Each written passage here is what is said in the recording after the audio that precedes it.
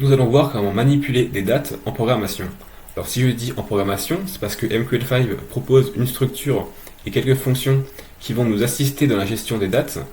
Maintenant, c'est vraiment un cas particulier MQL5, donc il y aura une vidéo à ce sujet, mais elle ne sera même pas dans cette série.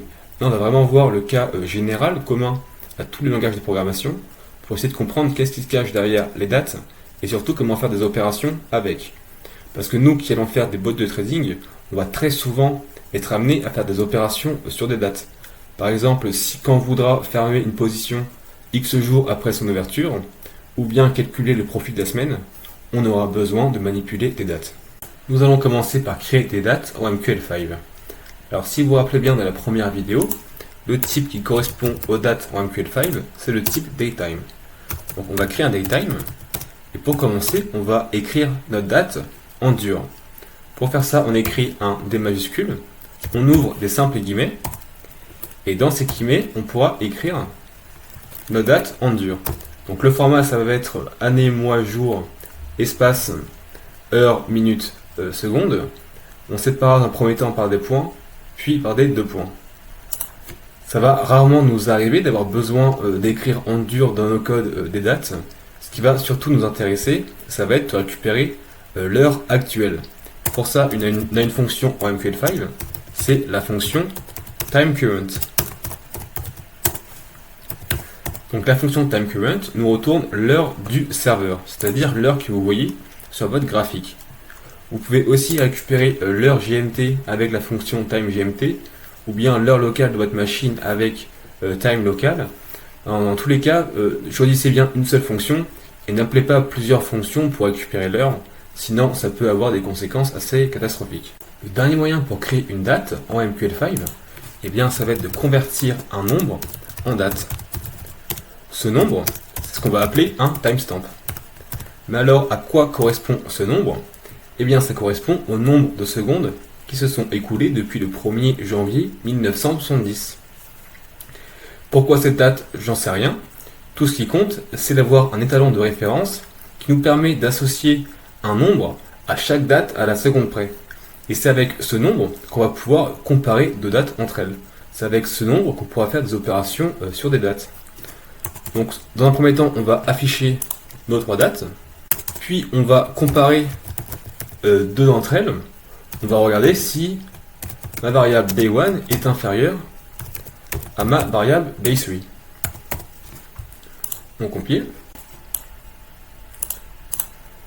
Pour commencer, on voit bien notre date qu'on a créée en l'écrivant en dur. Ensuite, on voit bien la date qu'on a récupérée avec la fonction timeCurrent, qui correspond à l'heure actuelle. Enfin, on a la date qu'on a créée via le timestamp, et qui correspond à un jour en 2019. Ensuite, on a testé si notre day1 était inférieur à notre day3. Eh bien non, en effet, elle est bien supérieure. Maintenant que nous savons comparer deux dates entre elles, nous allons voir comment faire des opérations sur les dates.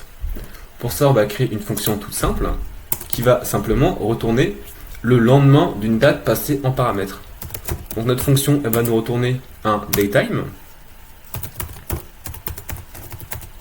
Elle va prendre en paramètre un autre daytime. Et pour calculer le lendemain d'une date passée en paramètres, c'est assez simple. Tout d'abord, on va créer un long. C'est le type qui correspond à un très grand nombre. Ensuite, on va convertir notre date passée en paramètres en timestamp.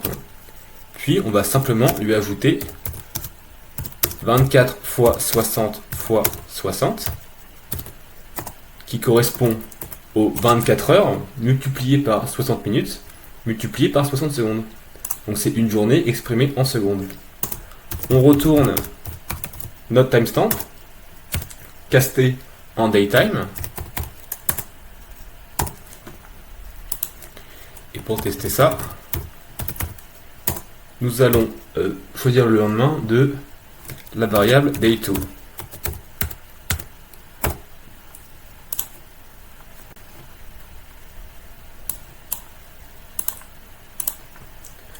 Ma variable day2, c'est le 1er septembre 2020 à 23h12. Eh bien, on voit que notre fonction getTomorrow, elle nous a retourné le 2 septembre 2020 à 23h12. Donc on a bien calculé le lendemain d'une date facilement grâce au timestamp. Maintenant, nous allons créer une autre fonction qui va arrondir une date à minuit pile. Pour ça, nous allons recréer une fonction qui nous retourne un datetime. Elle prendra également en paramètre un datetime. Nous allons recréer une variable de type long pour stocker un grand nombre. On reconvertit en long notre date passée en paramètre et on va lui retirer le reste de la division de cette date par une journée. Pour ça, on va utiliser l'opérateur modulo qui retourne le reste d'une division. On retourne notre date, notre timestamp converti en date. Et nous allons arrondir la variable day1. On compile. Notre variable day1 correspondait à la date du 12 avril 2020 à 11h34. Et bien notre fonction nous a bien retourné le 12 avril 2020, mais à minuit pile. Vous savez maintenant manipuler des dates en MQL5. Alors vous avez vu que ce système de timestamp il était un peu casse-tête. Au début c'est un peu compliqué de faire le lien entre une date et un nombre. Et vous allez voir que très vite vous allez assimiler et vous allez tout le temps vous en servir quand vous allez créer des bots de trading. Donc je vous rappelle que tout le code que j'écris est disponible sur GitHub, dont le lien est en description. Si vous avez aimé cette vidéo, n'hésitez pas à vous abonner. Et on se retrouve dans la prochaine vidéo pour créer des structures en MQL5.